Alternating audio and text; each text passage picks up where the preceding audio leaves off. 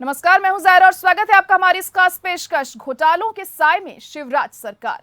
मध्य प्रदेश में शिवराज सरकार घोटालों के साए में है। यहां पोषण आहार योजना में बड़ा घोटाला सामने आया है। योजना का लाभ लेने वालों की पहचान, उत्पादन, अनाज बांटने और क्वालिटी कंट्रोल में बड़े पैमाने पर हेराफेरी की गई है। इस योजना में लाभार्थियों की पहचान में अनियमितता, स्कूली बच्चों के लिए महत्वाकांक्षी मुफ्त भोजन योजना के वितरण और गुणवत्ता नियंत्रण में गड़बड़ी पाई गई है। खबरों के मुताबिक इस स्कीम के तहत करीब 49.5 लाख रजिस्टर्ड बच्चों और महिलाओं को पोषण आहार दिया जाना था। करोड़ों का हजारों किलो वजनी पोषण आहार कागजों में ट्रक से लाया गया, लेकिन जांच में पाया गया कि जिन ट्रकों के नंबर बताए गए थे वो दरअसल मोटरसाइकिल, ऑटो, कार, टैंकर के थे। यही नहीं, लाखों ऐसे बच्चे जो स्कूल नहीं जाते थे, उनके नाम पर भी करोड़ों का राशन बांट दिया गया। भ्रष्टाचार का ये खेल उस मंत्रालय में चल रहा था जो खुद मुख्यमंत्री शिवराज सिंह चौहान के पास है। इस खेल में करदाताओं के करोड़ों भ्रष्ट सिस्टम की जेब में गए और बच्चे, महिलाएं कुपोषित ही रह गए। वहीं भारत का हृदय कहे जाने वाले मध्य प्रदेश में कुछ और घोटाले भी सामने आए हैं।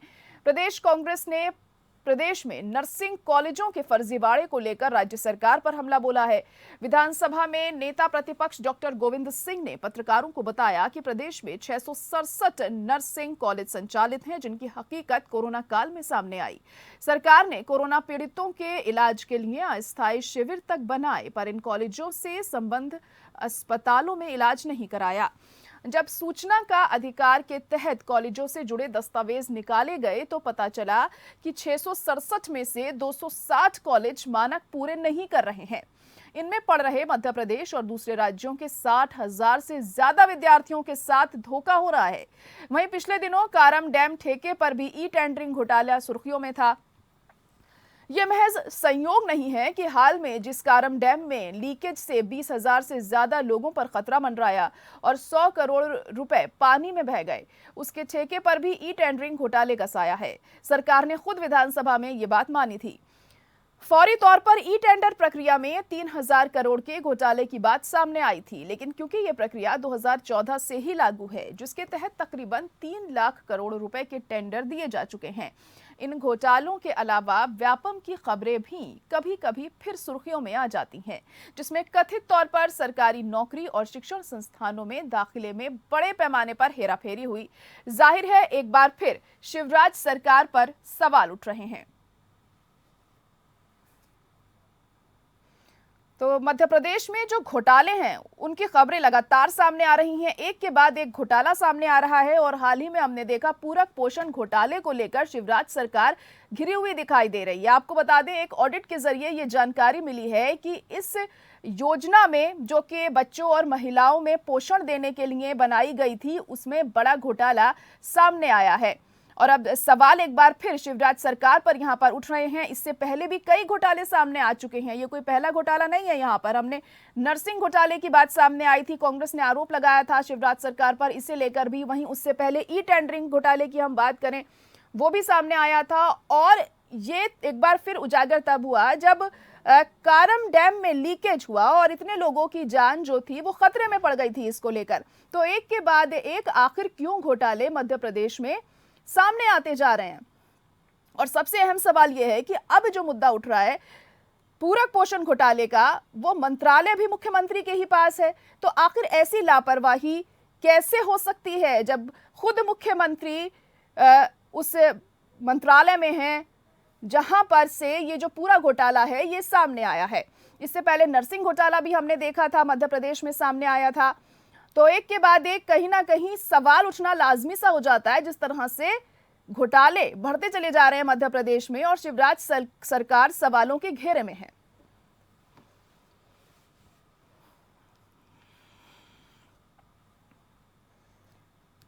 और इसी पर हम चर्चा भी करने वाले हैं। खास मेहमान हमारे साथ जुड़ चुके हैं इस वक्त। हमारे साथ आलोक वत्स जी जुड़ गए, जो कि बीजेपी नेता हैं, और जया ठाकुर कांग्रेस प्रवक्ता हैं, वो भी हमारे साथ इस वक्त जुड़ चुकी हैं। आप दोनों का ही बहुत स्वागत है। जया जी, पहले आप ही के पास आऊंगी। अब देखिए, एक के बाद एक तमाम घोटाले मध्य प्रदेश में सामने आ रहे हैं। शिवराज सरकार पर सवाल उठ रहे हैं। आप लोगों ने भी नर्सिंग घोटाले को लेकर भी सवाल उठाए थे, और अब जो नया घोटाला हम देख रहे हैं सामने आ रहा है, हालांकि घोटाला की जो बात है काफी दिनों से चल रही है, लेकिन एक बार फिर इसे उजागर होता हुआ हम देख रहे हैं। पूरक पोषण घोटाला, आखिर क्या लग रहा है आपको, क्यों इस तरह से बार बार इस तरह की चीजें सामने आ रही हैं और सरकार कुछ नहीं कर रही है? जी, सरकार एक्चुअली लंबे समय से वहाँ है और उसका जो अधिकारियों में है उसका डर खत्म हो गया है कि अब हमें कोई नहीं बदलने वाला। एक जो सत्ता का गुरूर जिसे कहेंगे आप, वो चीज मध्य प्रदेश में मुझे लगता है सामने आ रही है कि हर लेवल पे जिस तरीके से उन्होंने करप्शन कर लिया है। आप देखें, अभी एक रिपोर्ट सामने आई है, सबसे ज्यादा रेप केसेस भी मध्य प्रदेश में हो रहे हैं। तो ऐसे में वहाँ सत्ता परिवर्तन की बहुत आवश्यकता है, क्योंकि शिवराज जी जो है वहाँ कोई भी चीज मेंटेन करने में सक्षम नहीं दिख रहे हैं मुझे। जिस तरीके से उनके राज्य में घोटाले हो रहे हैं हर क्षेत्र में, चाहे वो एजुकेशन हो, आज आप देखें जहां से भी किसी को फर्जी डिग्री लेनी होती है तो वो मध्य प्रदेश का रुख करता है, और उसी तरीके से बाकी चीजें भी सामने आ रही हैं। तो निश्चित रूप से मुझे लगता है अब वो सत्ता से बाहर जाना चाहिए और नए लोगों के लिए सत्ता हासिल करनी चाहिए, जिससे परिवर्तन हो सके, क्योंकि एक जो लंबी चेन बन गई है करप्शन की, निश्चित रूप से उसे तोड़ने की बहुत आवश्यकता है। जी, आप परिवर्तन की बात तो यहाँ पर कर रही हैं, लेकिन आपको लगता है कि जनता एक बार फिर आप लोगों पर भरोसा जता पाएगी? क्योंकि जिस तरीके से हमने कमलनाथ के वक्त में भी देखा था, क्या स्थिति मध्य प्रदेश में थी, और ज्योतिरादित्य भी आपकी पार्टी को छोड़कर बीजेपी में शामिल हो गए, तो क्या लग रहा है, जनता आप लोगों पर भरोसा कर सकती है? ये निश्चित रूप से भरोसा कर सकती है। देखिए, कांग्रेस पार्टी में कुछ लोग आ सकते हैं, कुछ लोग जा भी सकते हैं, लोगों के अपने अपने इंटरेस्ट होते हैं, पर कांग्रेस पार्टी एक ऐसी पार्टी है निश्चित रूप से जो बहुत ज्यादा, आप कहना चाहिए कि जो दलित हैं या पिछड़े हैं उनके साथ हमेशा खड़ी रहती रहेगी। और अल्टीमेटली आप इस चीज को नकार नहीं सकते कि आज तक जो भी हमारे देश में संस्थान है या जो भी चीजें डेवलप हुई हैं वो अल्टीमेटली कांग्रेस पार्टी ने ही करी हैं। आप बीजेपी कार्यकाल में देखिए, इन्होंने वादे जितने बड़े बड़े करे हैं, धरातल पे काम मुझे उतना समझ नहीं आया। ठीक है जया जी, आलोक जी भी हमारे साथ जुड़े हुए हैं इस वक्त बीजेपी से। आलोक जी, मध्य प्रदेश में एक के बाद एक घोटाले सामने आ रहे हैं। पूरक पोषण आहार घोटाला अब सामने आया है। हालांकि इससे पहले आम आदमी पार्टी ने कुछ महीने पहले सीबीआई जांच की मांग भी इस घोटाले को लेकर करी थी, लेकिन क्या वजह है जो अब तक कोई अहम कदम नहीं उठाए जा रहे? देखिए, अभी ये चीजें संज्ञान में लाई गई हैं, इन पर निश्चित रूप से कार्रवाई होगी और जो भी दोषी लोग इसमें पाए जाएंगे उनको बख्शा नहीं जाएगा। इसके लिए जो भी त्वरित कार्रवाई होगी वो मुख्यमंत्री शिवराज जी चौहान करेंगे। आप इसके लिए निश्चिंत रहिए। अभी तो ये सामने लाया गया है, पहले इसकी तहकीकात तो होने दीजिए कि अगर ये हुआ है कि नहीं हुआ है। अगर हुआ है तो कौन से लोग इसमें लिप्त हैं और किस लेवल पे ये हुआ है। ऑडिट में ये सामने आया ना कि ये घोटाला हुआ है, और कई चीजें उसमें सामने आई हैं कि जो बच्चियां स्कूल जा रही थी उनका भी आंकड़ा गलत दिखाया गया, बिना सर्वे किए ही राशन वितरण कर दिया गया, जो बाइक और ऑटो के नंबर दे दिए गए ट्रक के बताकर कि उसमें राशन जाया करता था, ये सब भी हुआ है। इसे कैसे नकार सकते हैं? कहीं ना कहीं कुछ गड़बड़ी तो हुई है, मतलब आलोक जी।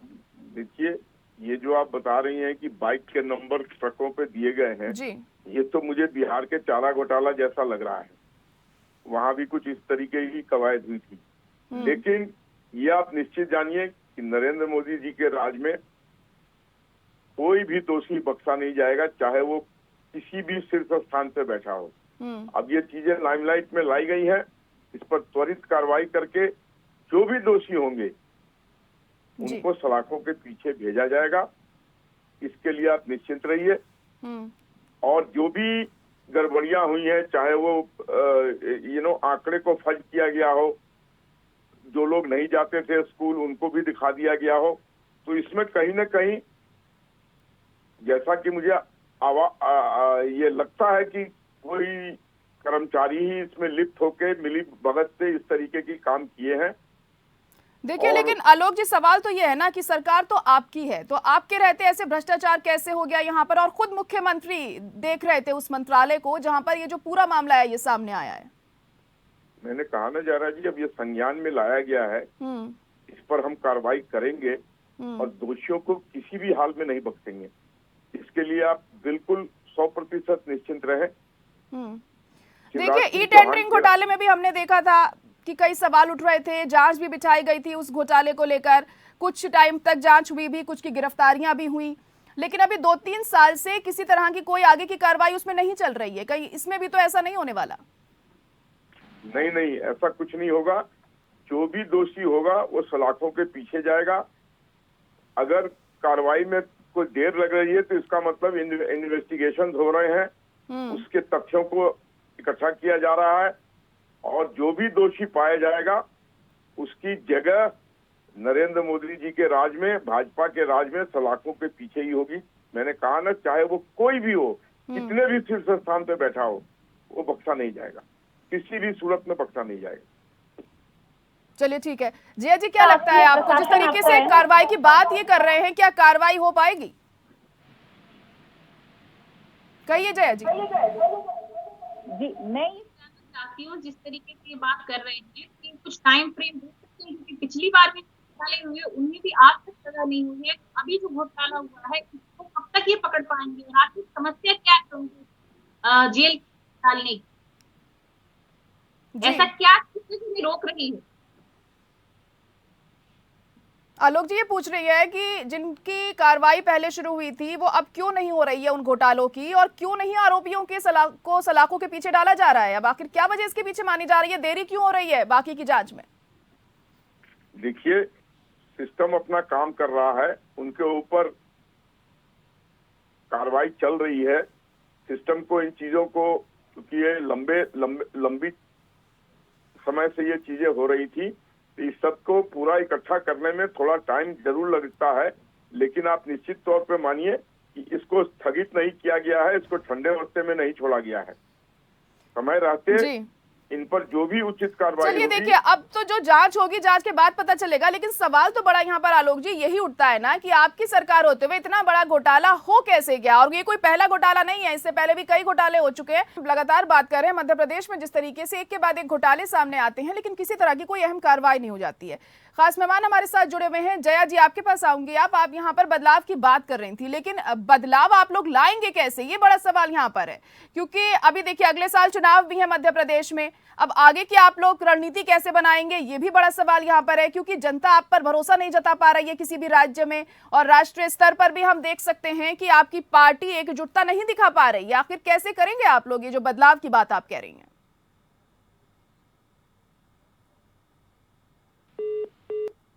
काफी लंबे समय से है, वहाँ पे थोड़ा सा लोगों में मतभेद है। जो पुराने लीडर्स हैं उनमें आपस में जो है डिस्टर्बेंस हो जाता है। पर मुझे लगता है कि अगर इन चीजों पे हम रोक लगाने में सक्षम रहे तो निश्चित रूप से हम एक अच्छी सरकार दे सकते हैं। जी, तो किस तरीके से अच्छी सरकार आप देने की यहाँ पर बात कर रही हैं? क्योंकि जो लोग हैं वो भी तो वही चीज देखेंगे ना जो हो रहा है। अगर उनको कोई ऑप्शन ही नहीं दिखेगा बीजेपी के अलावा, तो बीजेपी कितने ही घोटाले करे, भ्रष्टाचार करे, तो वो कहाँ जाएंगे फिर? आप लोगों को अपने आप को तो बेहतर साबित करने के लिए कुछ तो करना पड़ेगा ना। आप लोग क्या कर रहे हैं वहां पर?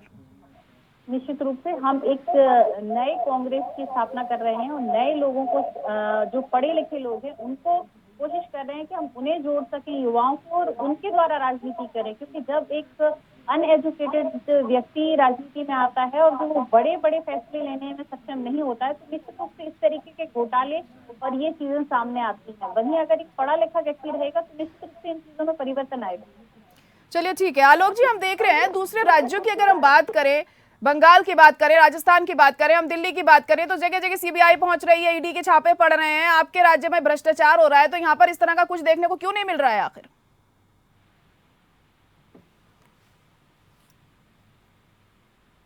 आलोक जी, आपसे जानना चाह रही थी मैं। फिर से रिपीट कीजिए। जी, आपसे जानना चाह रहे थे कि ईडी के छापेमारी हो रही है, सीबीआई की छापेमारी हो रही है, बिहार में हमने देखा, दिल्ली में हमने देखा, मध्य प्रदेश में जब घोटाले की बात आई, भ्रष्टाचार की बात आई, तो यहां पर छापेमारी क्यों नहीं हो रही है?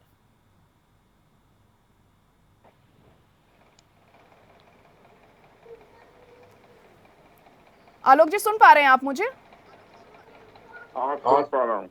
जी जी, थोड़ी आवाज कम है। जी जी। ऐसा है कि जब अगर जरूरत पड़ेगी तो मध्य प्रदेश में भी सीबीआई और ईडी के छापे पड़ेंगे।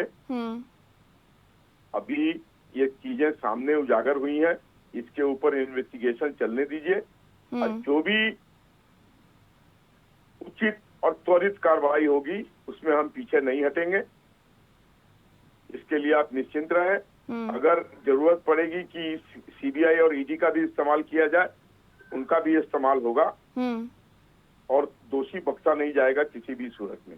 अभी तो ये चीजें उजागर हुई हैं, अभी इसके तथ्यों में जाना है, ये कितनी सच्चाई है इन जो ये एलिगेशन लगाए गए हैं उसमें।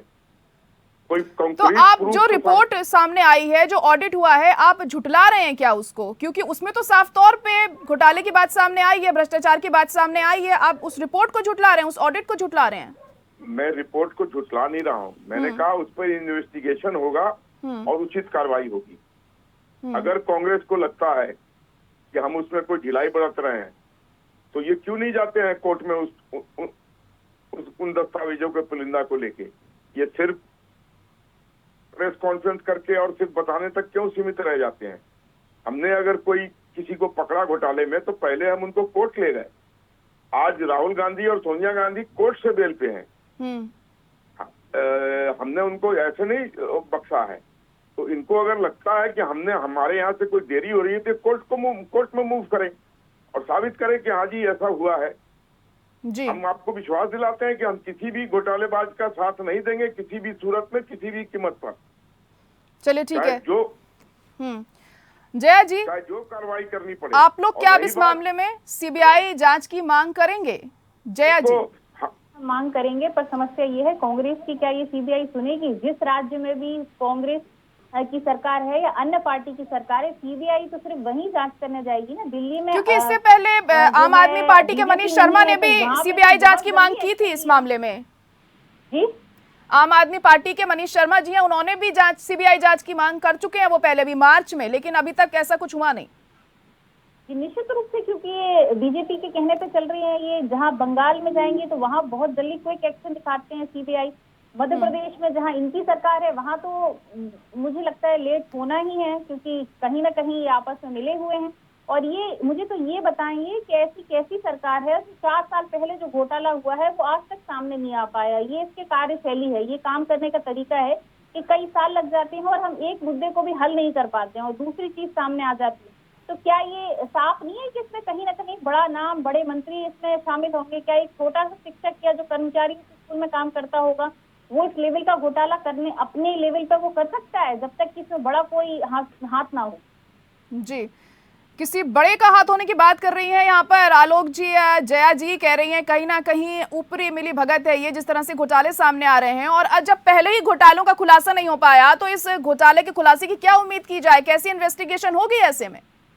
देखिए, जो भी घोटाले सामने लाए गए हैं उन सब पे कार्रवाई होगी। मैंने पहले भी कहा, मैं फिर रिपीट कर रहा हूं कि हम किसी भी दोषी को छोड़ेंगे नहीं, इसके लिए आप निश्चित रहिए। मैंने कहा ना, कांग्रेस को अगर इस बात के लिए पेट में दर्द हो रहा है, ये कोर्ट में क्यों नहीं मूव कर रहे हैं? सीबीआई और ईडी हम स्वायत्त संस्थाएं हैं। लेकिन आलोक जी, इतना वक्त क्यों लग रहा है जांच में, इतना वक्त क्यों? देखिए, इन्वेस्टिगेशन में टाइम लगता है। किसी भी चीज को आप 1 सेकंड के अंदर, आप किसी का मर्डर होता है तो 10-10, 12-12, 15 साल में उसका डिसीजन आता है। ये आप देख रही हैं कि हिंदुस्तान में ये प्रोसेस बहुत स्लो है। तो यहाँ भी अगर उस तरीके की कार्रवाई होगी तो उसमें थोड़ा टाइम लगेगा, लेकिन दोषी बख्शा नहीं जाएगा। और रही कांग्रेस की बात कि हमसे सत्ता छीनने के लिए मध्य प्रदेश में, तो ये तो मुंगेरी लाल के हसीन सपनों की बात हो रही है। ये पहले ये अपना घर को ठीक करें। 8 साल में इन्होंने एक अध्यक्ष नहीं अपॉइंट किया। घूम फिर के जो रिजेक्टेड लोग हैं, जो बेल पे हैं, जिनके ऊपर 5000 करोड़ की गबन की कार्रवाई चल रही है, उसी पर आके ये लोग टिक जाते हैं। ये और हर दूसरे दिन एक मजबूत स्तंभ इनका गिर जाता। तो ये अभी इस स्थिति में नहीं है कि ये हमसे टक्कर ले सके। और हमें एक स्थिर सरकार, एक मजबूत सरकार, एक काम करने वाली सरकार, जनता के विश्वास पर खरा उतरने वाली सरकार के रूप में काम कर रहे हैं। और हम दोबारा अगले वर्ष जब चुनाव होगा तो हम इससे भी ज्यादा मेजोरिटी से जीत कर आएंगे, ये मैं आपको आश्वासन देना चाहता हूँ। चलिए ठीक है, ये तो वक्त बताएगा जब चुनाव होंगे। जया जी, आलोक जी कह रहे हैं कि आप लोग इन्हें टक्कर नहीं दे सकते, आपके खुद के ही घर में सब इकट्ठा नहीं है, एक साथ रहकर काम नहीं कर पा रहे हैं आपकी अपनी ही पार्टी में, तो कैसे टक्कर आप लोग इन्हें दे सकते हैं?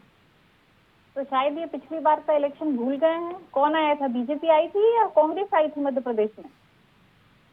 ये मैं इनसे आंसर पूछना चाहूंगी। और उसके अलावा कि ये जो बोल रहे हैं कि हम काम करने वाली सरकार है, मैं तो मध्य प्रदेश से बिलोंग करती हूँ, मुझे तो कोई काम दिखता नहीं है। अभी आप देखें बाढ़ की स्थिति जो वहाँ है, गांव के गांव ढहे हुए हैं, एक से एक अच्छी कॉलोनीज में पानी भरा हुआ है। इतनी बुरी स्थिति मध्य प्रदेश में है, शायद ये किसी प्रदेश में हो। तो मुझे ये काम बताएं, कौन सा काम चल रहा है?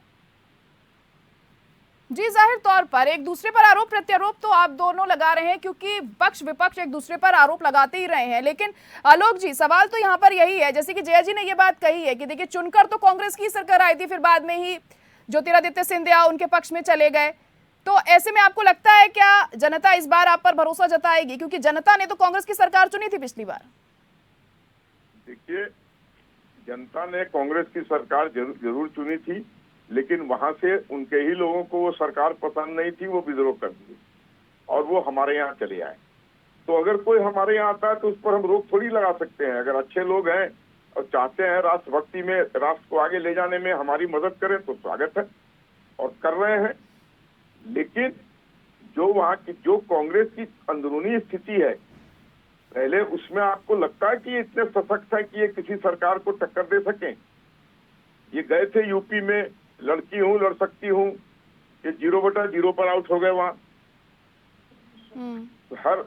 हर जगह जहाँ भी ये जाते हैं, इनके नेताओं को पब्लिक रिजेक्ट कर चुकी है, वो इनको बिल्कुल एक्सेप्ट नहीं करती है और हम लोगों को थम्पिंग मेजोरिटी से जिता के लाती है। तो ऐसे स्थिति में ये हमसे टक्कर लेने के पहले अपना घर को ठीक करें। चलिए ठीक है जया जी, अब देखिए हम जांच की बात करें तो अब आप लोग इस मामले में जांच करवाने के लिए क्या करेंगे? आपका अगला कदम ऐसे में क्या हो सकता है? अगर सही तरीके से जांच नहीं हुई तो क्या आप हाईकोर्ट जाएंगे? अब इस मामले में क्या करने वाले हैं अब आप लोग? फिर कोर्ट का रुख करेंगे और मैं चाहती हूँ कि इसकी निष्पक्ष तरीके से जांच हो, जो भी दोषी है वो सामने आए और बाकायदा उन्हें सजा मिले।